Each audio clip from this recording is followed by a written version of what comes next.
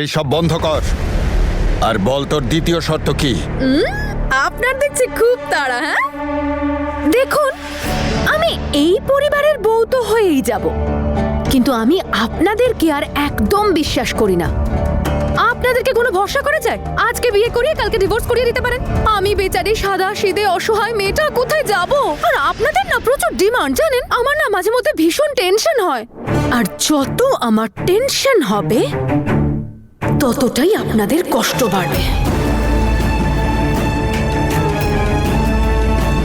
আমার দ্বিতীয় শর্ত হলো আমি আপনাদের থেকে সিকিউরিটি চাই। কিসের সিকিউরিটি?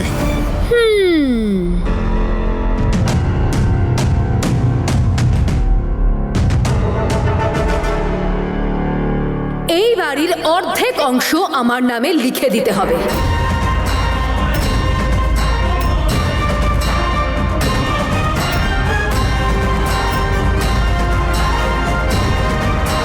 আরে কি বলছে কি এই মেয়েটা? ওর মাথা ঠিক আছে তো? তোমার মাথা ঠিক আছে তো? গায়ে হাত দেবে না আমার।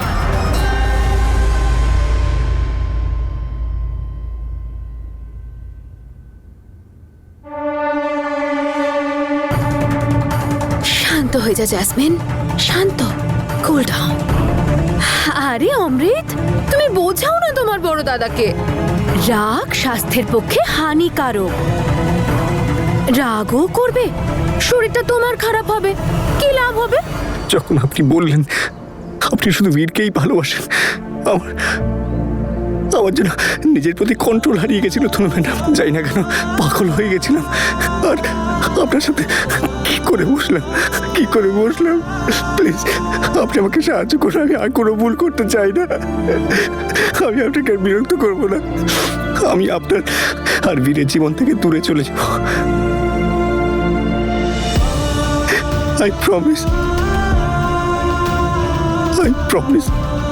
আপনি আমাকে অঙ্গদ, আপনি সাবধান নিজেকে। অঙ্গদ, আমি করবো আপনাকে সাহায্য। আপনি একদম ঠিক হয়ে যাবেন, ডোন্ট ওয়ারি।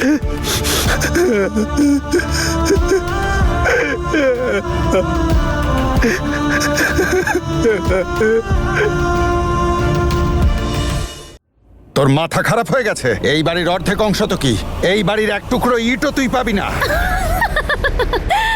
আরে আঙ্কেল, ভাঙা ইট নিয়ে আমি কি করব? কপাল ঠোকার জন্য তো আপনারাই যথেষ্ট। আমি তো এসব শুধুমাত্র অমৃতকে বাঁচানোর জন্য। আরে ঠাম্মি, কি হলো আপনার? একটু জল খান প্লিজ। সরে যাও তুমি, আমার পরিবার শেষ করলো। দেখো, কারোর ভালো করতে নেই, ঠিকই বলে সবাই।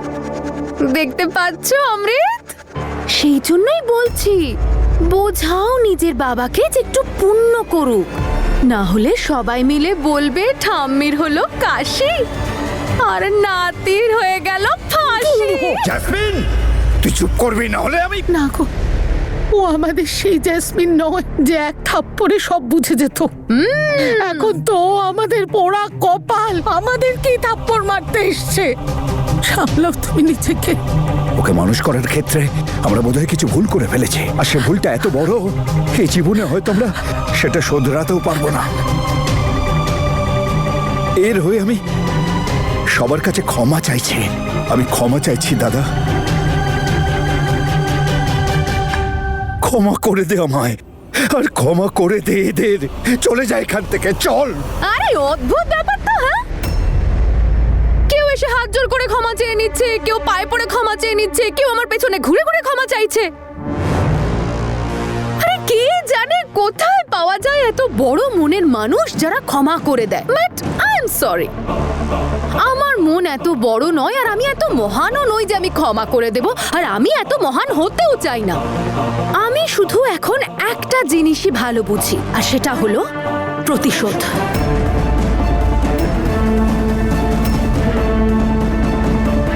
যেটা আমি নিতে এসেছি আর নিয়েই যাব। আর সেই জন্য বাবা প্লিজ তুমি না তোমার এই চলে যায় এখান থেকে চলে যায় এখান থেকে চলে যায় এখান থেকে গানটা বন্ধ করো। আমি এখান থেকে তখনই যাব যখন আমার সব শর্ত মানা হবে। তোর কি মনে হয় শর্ত বলে যেগুলো তুই বলছিস সেগুলো আমি মেনে নেব? আমার শর্তের নামে নয়, আপনাদের ছেলের প্রাণের বিনিময়ে। এবার নিজের ছেলের প্রাণের এতটুকু মূল্য তো আপনি দিতেই পারেন, তাই না? আর শুধু তাই নয়, আপনাকে আমার পায়ে পড়ে আমার সাথে আপনার ছেলের বিয়ের ভিক্ষে চাইতে হবে। তোমার কি মনে হয় তুমি এখানে যা খুশি তাই বলবে আর আমরা সব মেনে নেব? এইসব কিচ্ছু হবে না জেসমিন। না তুমি এই বাড়ির বউ হবে, না এই বাড়ির অংশীদার। বেরো এখান থেকে তুমি। দেখছো অমৃত, এই হলো তোমার পরিবার। এরা আমাকে বৌমা বলে অ্যাকসেপ্ট করতে পারছে না, কিন্তু তোমাকে জেলে ঢোকাতে তারা রাজি। এবার তুমি ভেবে বলো তো, এদের সবার থেকে ভালো তো আমি তোমাকে পুলিশ স্টেশন থেকে বের করলাম, তোমার এত খেয়াল রাখলাম, তোমাকে চা পাউরুটি খাওয়ালাম, তোমার এত কেয়ার করলাম। আর আমি এমন কি চেয়েছি বলো তো? আমার অধিকারটাই তো চেয়েছি বলো, যেটা তোমার দাদা আমার থেকে কেড়ে নিয়েছিল, আমার সাথে ফ্রড করে আর আমার পাসপোর্টটা আমার চোখের সামনে পুড়িয়ে। আমি আমার স্বপ্নটাকে আমার চোখের সামনে পুড়ে ছাই হতে দেখেছি, আর এবার আমি তোমাদের সবার স্বপ্ন পুড়িয়ে ছাই করে দেব। হয়ে গেছে তোমার, তোমার যা মর্জি তুমি তাই করে নাও। কেউ ভয় পায় না তোমাকে। বেরো, চলো। ছাড়ো আমাকে, চলে যাচ্ছি আমি। কিন্তু একটা কথা খেয়াল রেখো, আমি তোমাদের খারাপ সময়, আর খারাপ সময় যে কোনো মুহূর্তে ঘরে ঢুকতে পারে। বীর সিং, আমি তনুকে তোমার এই জন্মে কেন, আগামী কোনো জন্মে নিজের করতে দেব না। আর তুমি তোমার ভালোবাসা কোনো দিনও পাবে না। ছাড়বো না আমি তোমাদের কাউকে। বীর সিং, আমি তনুকে তোমার এই জন্মে কেন, আগামী কোনো জন্মে নিজের করতে দেব না।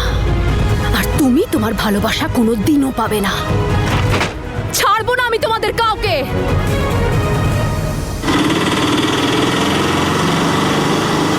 মা হয়তো বাবার ওষুধগুলো নিয়ে চিন্তা করছে, একবার ফোন করে জানিয়ে দিই। আরে ফোনের ব্যাটারিটাও এখনই ডেড হতে হলো। বাড়িতে সবাই চিন্তা করছে হয়তো। এমনিতেও জ্যাসমিনের সারপ্রাইজের কথাটা নিয়ে সবাই চিন্তা করছে। জানি না এই মেয়েটা আবার কি সারপ্রাইজ প্ল্যান করছে।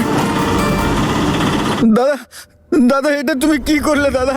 ও আমাকে পুরো শেষ করে দেবে, ও আমাকে দিয়ে জেলায় ঘানি টানাবে দাদা।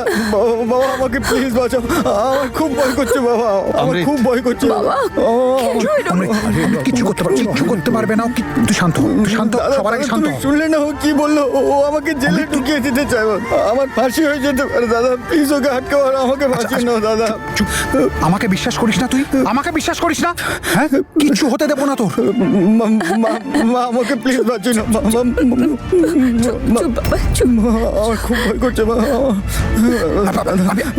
আমি আছি তো, আমি আছি, কিচ্ছু হবে না। দাদা, ওর থেকে বাঁচার একটাই উপায় আছে, তুমি ওকে বিয়েটা করে নাও প্লিজ। ও তোমার সঙ্গে বিয়ে করতে চায়, তুমি প্লিজ বিয়েটা করে নাও, আমাকে বাঁচাও। আমার ভয় করছে। তাকা আমার দিকে। বীরকে বিয়ে করবে না, ও যা পারে করুক গে, কিন্তু এটা হবে না। আরে একবার ওই মেয়েটার হাত থেকে নিষ্কৃতি পেয়েছে, যা হয় হোক, ওই মেয়েটাকে আরে বাড়িতে ঢুকতে দেব না। যা খুশি করুক ও। ঠিক আছে, তাহলে আমি নিজেই বুঝে নেবো আমাকে আমার প্রাণ বাঁচানোর জন্য কি করতে হবে। আমার চাই না কারোর হেল্প, আমি যাচ্ছি। তুমি দাঁড়াও, ওকে নিজেকে একটু সামলে নেবার সময় দাও।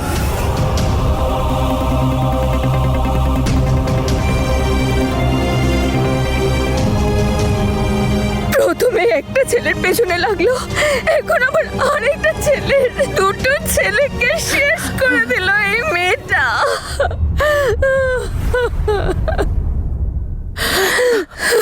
দিদি, আপনাদের আসল অপরাধী তো আমরা, যে আমার গর্ভে এমন সন্তান জন্মেছে।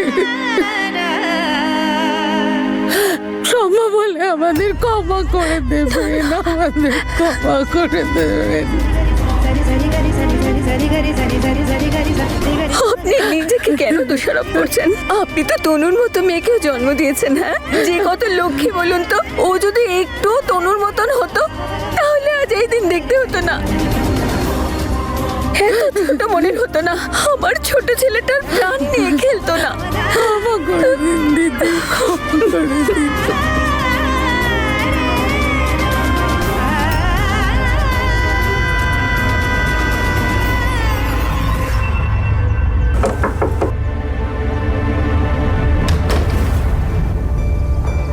তনু, মা তুই? কি হয়েছে? তোমরা অন্য কারোর জন্য ওয়েট করছিলে? আরে আমরা তোর বাবা আর মার জন্য অপেক্ষা করছি, ওরা বীরের বাড়িতে গেছে। জেসমিন আবার কিছু করেছে নাকি? না রে মা, আগে তোর বাবা মা ফিরে আসুক, তাছাড়া জেসমিন তোর কথা শুনবেও না, ও তোকে দেখে আরো রেগে যাবে। আপনারা একদম চিন্তা করবেন না, আপনারা ওর ফাঁদে একদম পা দেবেন না। এই সমস্যার সমাধান নিশ্চয়ই হয়ে যাবে। ও যা খুশি করতে চাক, ওর ইচ্ছে মতো কিচ্ছু হবে না। আরে তার জন্য তো আপনি দায়ী। আপনার ভুলের জন্য এই দিনটা দেখতে হচ্ছে। সেদিন রাতে মেয়েকে নিজের বাড়ি রাখলে আজ এই ঝড় আসতো না। বাবা প্লিজ বাবা। সেই রাতে আপনি যা গোপন করেছিলেন, এটা তারই ফলাফল। সে ফল তো আমরা ভোগ করছি দাদা। তাহলে আপনি ভুগুন, আমরা কেন ভুগবো? বাবা প্লিজ। বের, ওনাদের বল এখান থেকে চলে যেতে। আমাদের নিজেদের প্রবলেম আমরাই সামলে নেব। আমার ছেলের জন্য আমি ভালো উকিল লাগাবো, ওকে ঠিক বাঁচাবো।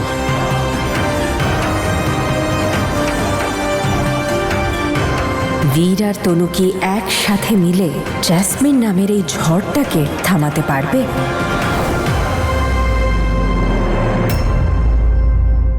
আরে কখন আমি এমনটা ভাবিনি যে কখন আমায় এমন দিন দেখতে হবে। হাসি খুশি স্বভাবের জেসমিন, যে সারা বাড়িটাকে আনন্দ আর মজায় মাতিয়ে রাখতো, সে আজ অন্যের সংসারে আগুন জ্বালাচ্ছে, তাণ্ডব করছে। শুনেছিলাম প্রত্যেকটা মানুষের মধ্যে অশুভ শক্তি থাকে, আজ দেখতেও পেলাম। মা, মনে হচ্ছে মাটিটা দুফাঁক হয়ে যাক, আমি পাতালে প্রবেশ করি। বাবা বাবা বাবা, সামলাও নিজেকে। তুমি নিজের শরীরটা তো দেখতে হবে। তোমার মাথায় চোট লেগেছে। ভাই জল নিয়ে আয় তো, ওষুধটা। তুমি ঠিক আছো তো বাবা? তাড়াতাড়ি। এই নাও, সাবধানে।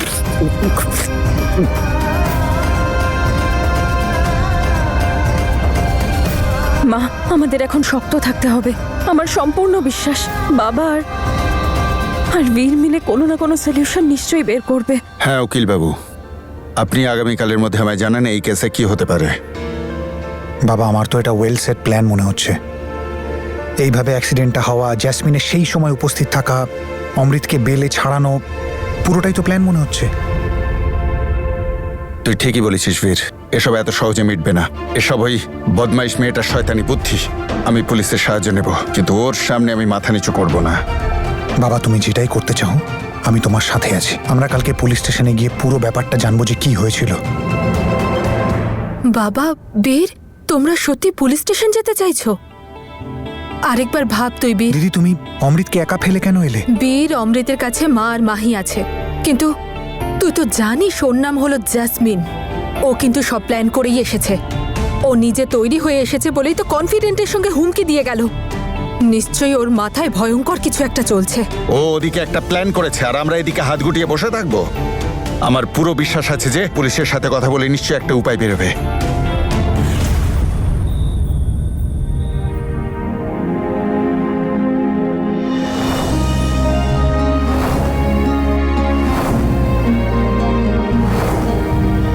বেচারা অমৃত।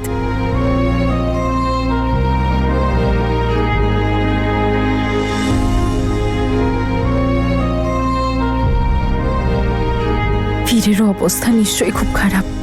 জিজ্ঞেস করি একবার। কি করে জিজ্ঞেস করব? অমৃত কেমন আছে?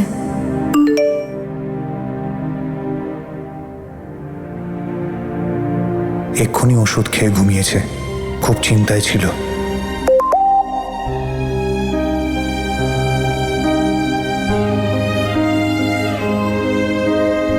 আর তুমি?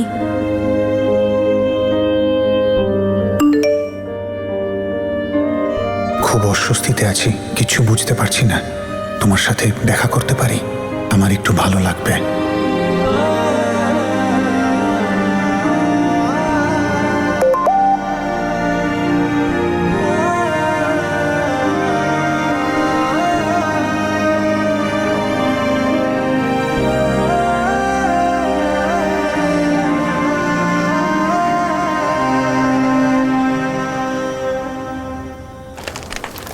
তনু, আমি আর বাবা পুলিশের কাছে যাব বলে ভেবেছি।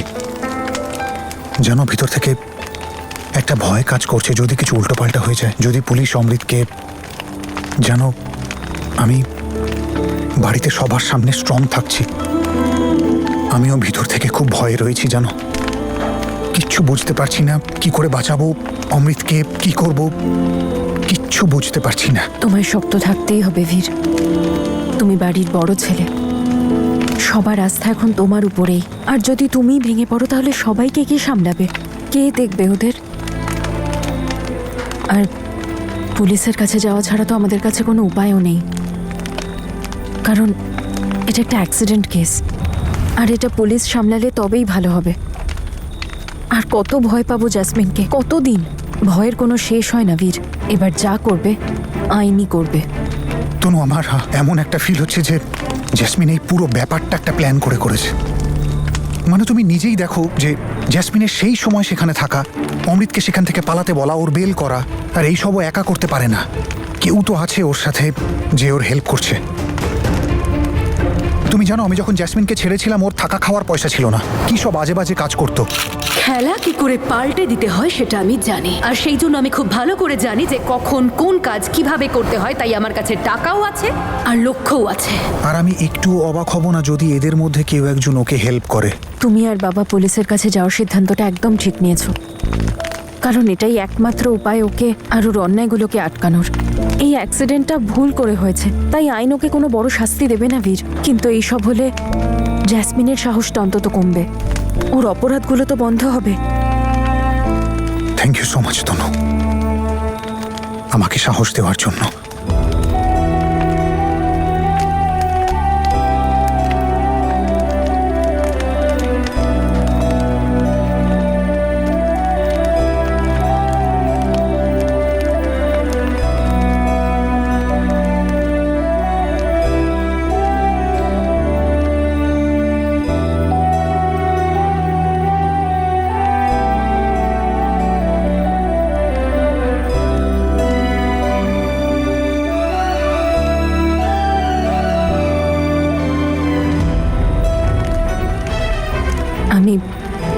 আমি ওপরওয়ালার কাছে প্রার্থনা করব যাতে এই সমস্যা সমাধান করতে যেন তোমায় আর বাবাকে হেল্প করে, তোমাদের কোনো রাস্তা দেখায়। তোমার বাড়ি যাওয়া উচিত।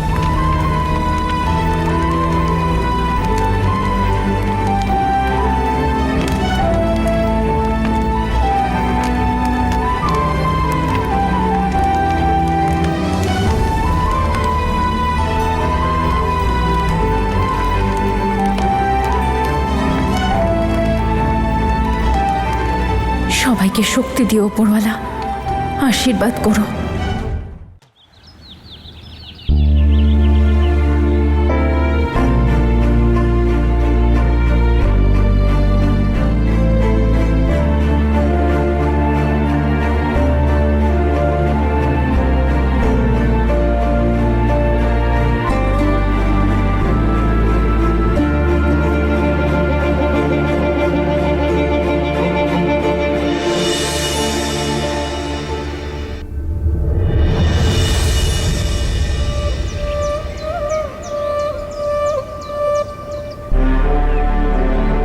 হে উপরওয়ালা, আমায় কোনো রাস্তা দেখাও যাতে আমি অমৃতকে সাহায্য করতে পারি, ওকে এই সমস্যা থেকে বাঁচাতে পারি। অন্য কারোর লড়াইতে এক নিরপরাধ মানুষ যেন শাস্তি না পায়। আমায় সাহায্য করো উপরওয়ালা।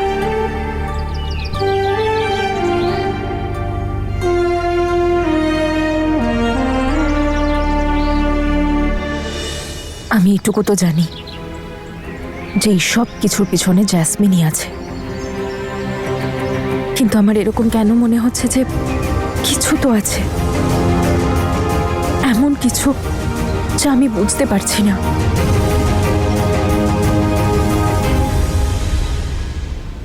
অমৃত, এই দেখ তোর ফেভারিট আলুর পরোটা আমি নিজে হাতে বানিয়েছি। ভেবে বলে দিও আমাকে যে তুমি কি চাও, ফাঁসির দড়ি নাকি আমার শর্ত? দিদি, আমার খুব ভয় করছে দিদি। আমার জেল হয়ে যাবে, আমার ফাঁসি হয়ে যাবে। কি বলছিস কি তুই? তাই এবার হয় নাকি? কি করে হবে এসব কিছু? আমরা সবাই তোর পাশে আছি। বীর বাবা, আমরা তোর কিচ্ছু হতে দেব না। দাদা কোথায়, বাবা কোথায়? ওরা ওরা বিজি আছে। তুই খাবারটা খা না অমৃত। হ্যাঁ, এই দেখ। কিন্তু আমাদের এখন এইটা দেখতে হবে যে ওই দিন অ্যাকচুয়ালি হয়েছিলটা কি। জেসমিনকে ভয় পেলে কিচ্ছু করতে পারবো না। অমৃত, দাদা তোমরা কোথায় যাচ্ছ? পুলিশ স্টেশন যাচ্ছ না তো? অমৃত,